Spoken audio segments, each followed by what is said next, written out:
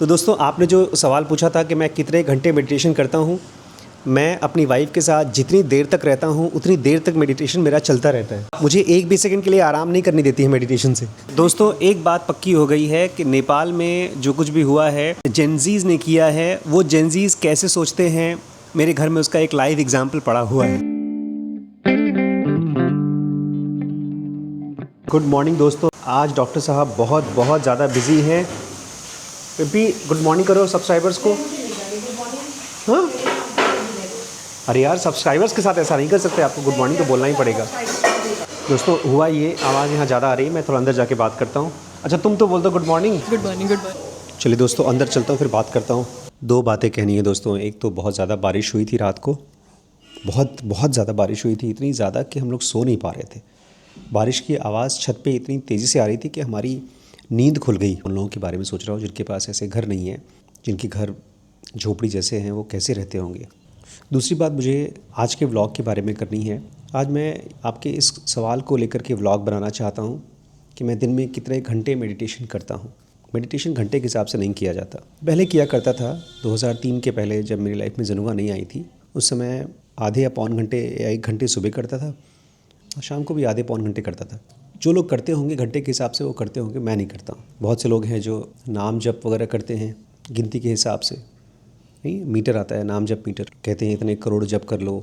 तो जहाँ कहीं पर भी आप अपनी स्पिरिचुअल एक्टिविटीज़ को नाप रहे हैं, वो ऐसा है जैसे कि आप सांस को नाप रहे हैं या अपने खाने को नाप रहे हैं कि आप एक दिन में कितनी बार सांस ले रहे हैं या एक दिन में कितनी रोटियाँ खा रहे हैं। एक ईगो सेटिस्फैक्शन तो हो जाता है। ये सचमुच का मेडिटेशन है नहीं, क्योंकि सचमुच का मेडिटेशन कुछ और ही होता है और वो करता कुछ और है। और अगर आप नापते हैं ना, तो वो पूरा का पूरा असर ही ख़त्म हो जाता है। शायद नाश्ता बन गया है, बात करता हूँ बाद में। दोस्तों, एक बड़ी इंपॉर्टेंट चीज़ मुझे अभी भी याद आई है, तो मैं आप लोगों से शेयर करना चाहता हूँ। अभी पिछले 1 हफ़्ते में मेरी बहन श्रद्धा शुक्ला ने 2 वीडियोज़ बनाए हैं हमारे घर के बारे में, जिसमें कि उसने अपनी नाराज़गी ज़ाहिर की है मेरे एक चाचा के बारे में। अभी जैसे आप लोगों को पता ही है कि हमारे एक चाचा का देहांत हो गया है। 7 भाई थे, जिसमें से अब 6 भाई बचे हैं। तो मेरी बहन ने बताया है किस तरह से वो चाचा ने उनकी बेइज्जती की थी, घर से निकाल दिया था, वगैरह वगैरह, काफ़ी डिटेल्स हैं। और उस वीडियो को बनाने के बाद मेरे चाचा भी बहुत नाराज़ हुए। उसने जाकर के मेरे पापा जी के ऊपर थोड़ा सा नाराज़ हो रहे थे कि आप अपनी बेटी को समझाइए, बच्चों को समझाइए। लेकिन मुझे ये लगता है ना कि हम आपस में अपनी नाराज़गी शेयर करना जानते हैं, क्योंकि वो हमारे, जैसे वैभव ने कहा, ईगो का पार्ट है। ईगो जो चाहता है वही कराता है। यहाँ तक कि अगर मेरे सामने कोई इंसान है, मैं उसके साथ दोस्ती कर सकता हूँ, तब भी नहीं कर पाऊँगा। कल बड़ी कमाल की चीज़ हुई। मैं पहुँचा सेंटर पे और बहुत दिनों बाद मेरी एक छोटी बहन जैसी है पल्लवी, वो मुझसे मिली और देखते ही उसने सबसे पहला काम, गेस करो क्या किया हो? स्माइल। बहुत ज़ोरों से स्माइल की। ऐसे ऐसे दुनिया की बहुत बड़ी चीज़ मिल गई। सर, कितने दिनों बाद मिले हैं सर। और यही वो बच्ची है जिसको मैं सबसे ज़्यादा सिखा पाया हूँ पिछले 5 सालों। मुझे लगता है मेरे चाचा को अगर मेरी बहन से बात करनी है, मेरी बहन को अपने पापा से बात करनी है, तो अपने अंदर के ईगो को साइड रखना आना ही पड़ेगा। चाहे आपको स्कूल में फ्रेंडशिप करनी हो, चाहे आपको अपने करियर में। कल पता है दोस्तों, 3 दिन से मैडम मुझसे बात नहीं कर रही थी, तो मैं बल्कि कल के ZP क्लास में लोगों को बताया, चेतना हंसने लगी। मैंने कहा मैं अपनी बेटी को मनाने के लिए पता है क्या कर रहा था? जैसे कुत्ते नहीं घूमते अपने ओनर के आसपास, ऐसे मैं भी इनके आसपास मंडरा रहा था। अब कुत्ते का कोई ईगो नहीं होता, इसलिए लोग उसको पसंद करते हैं। कुत्ता ही वो जानवर है जो इंसान के बाद सबसे ज़्यादा मात्रा में पाया जाता है दुनिया में। क्यों? ईगो नहीं, क्योंकि कुत्ते को आदमी पालता है। कुत्ते को आदमी पालता है तभी तो बचा है, नहीं तो काट के खा जाएगा। तो आपको अपना ईगो पहचानना और उसको साइड रखना आना होगा, तभी आप दोस्ती भी कर सकते हो।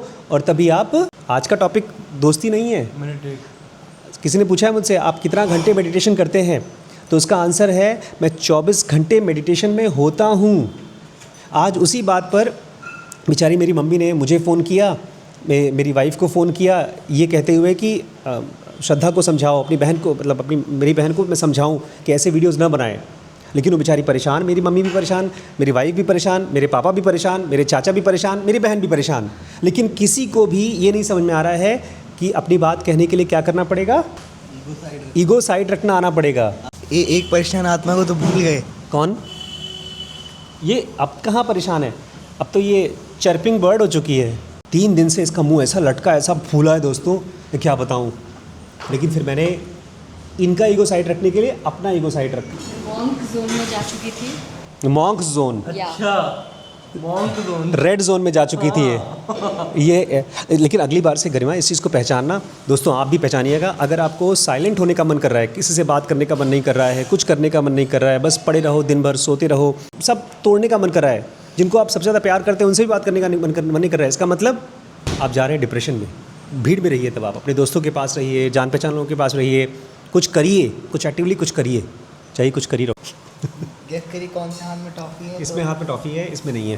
पक्का इसमें है। खोलो खोलो, चेंज नहीं करना। हम इसमें दोस्तों, बोलेंगे। एक मिनट रुको। हम इसमें बोलेंगे। इसी में ले कहाँ से पाए टॉफ़ी? ये लड़का सबके लिए ले आया। एक मिनट, क्या हुआ? स्कूल में किसने दिया?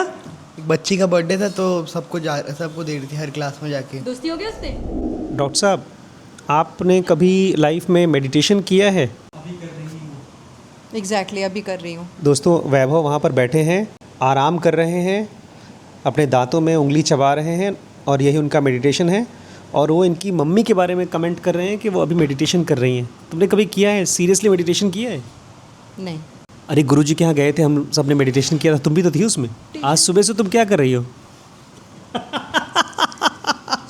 दोस्तों आज सुबह से इनका पारा बहुत हाई है, इतना हाई है कि मैं मेडिटेशन कर रहा हूँ इनके साथ।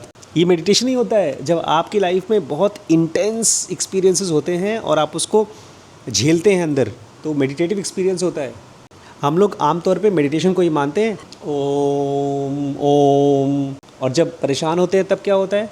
देखिए दोस्तों, इनकी शक्ल देखिए, इनकी शक्ल, क्या कर रहे हैं आप? तुम्हारी शक्ल दिखा रहा हूँ विदाउट मेडिटेशन कैसी दिखती है।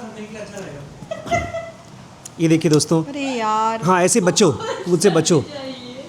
अरे इधर इधर देखो, इधर देखो। क्या? तो दोस्तों आपने जो सवाल पूछा था कि मैं कितने घंटे मेडिटेशन करता हूँ, मैं अपनी वाइफ के साथ जितनी देर तक रहता हूँ उतनी देर तक मेडिटेशन मेरा चलता रहता है। मुझे एक भी सेकंड के लिए आराम नहीं करने देती है मेडिटेशन से।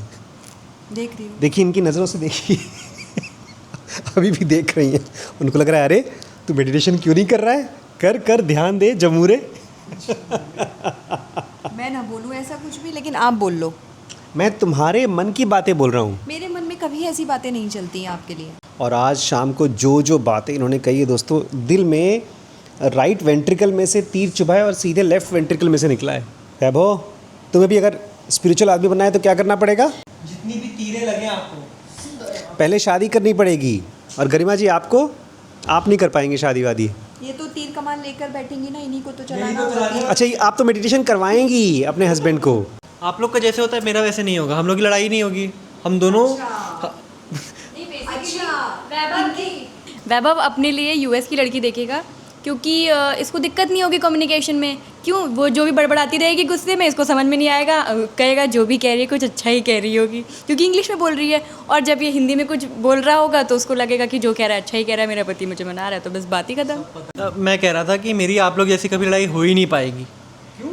क्योंकि मैं सोच रहा था जैसे आप तो 24 घंटे क्या कहते हैं मेडिटेट करते रहते। नहीं 24 घंटे तो मैं करता हूँ, आप जब बड़ी मम्मी आपके साथ रहती है तब आप मेडिटेट करते हैं, मैं 24 घंटे करता रहता हूँ। दोस्तों जो लोग सीरियसली अपने अंदर में मेडिटेशन वगैरह करते हैं ना, वो रोज़मर्रा की लाइफ की चीज़ों में कुछ सोचते हैं कि क्या करना होगा। अब रोज़ सुबह सब्जी लानी होती है, दूध लाना होता है, किचन में खाना बनाना होता है, खाना खाना होता है, जाकर के पेशेंट देखना होता है, कभी बच्चे को स्कूल छोड़ना है, फिज़िक्स पढ़ाना है।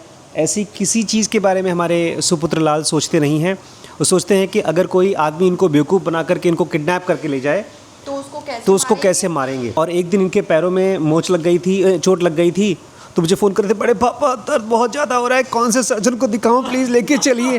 तब हमारे सेंटर से सुधीर भाई लेकर गए थे इनको डॉक्टर के पास ऑपरेशन कराने के लिए। देखेंगे डाबर। हाँ, उस समय इनकी बुद्धि फॉरेंसिक मेडिसिन वाली काम नहीं आ रही थी। दोस्तों मैंने मेडिसिन पढ़ी नहीं थी, दर्द को कैसे कम करना ये नहीं पढ़ा था, मैंने डिकैपिटेट एम्प्यूटेट करना सीखा है।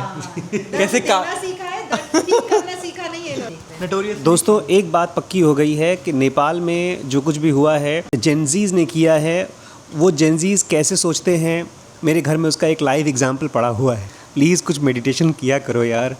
तो दोस्तों मैंने इसके ऊपर एक पूरा लंबा वीडियो बनाया है कि मेडिटेशन कैसे करें या करें भी कि ना करें, होता क्या है मेडिटेशन, वो आप डीप नॉलेज चैनल है उस पर जाकर देख सकते हैं। फ़िलहाल मैं अपने इस ब्लॉग को यहीं ख़त्म करूँगा क्योंकि मेरा ही दिमाग ही फट रहा है जब मैं मेडिटेशन के बारे में लोगों से पूछ रहा हूँ।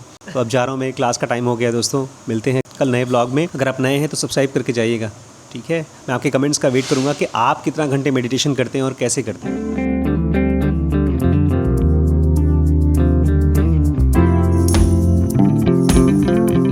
दोस्तों शाम हो चुकी है और आज हमने चाय नहीं पी है क्योंकि आज हम शाम से ही अपनी वाइफ की डांट पी रहे हैं। दोस्तों बड़े पापा बड़ी अम्मी चाय पी चुके और इन्होंने कैमोमाइल टी पी है।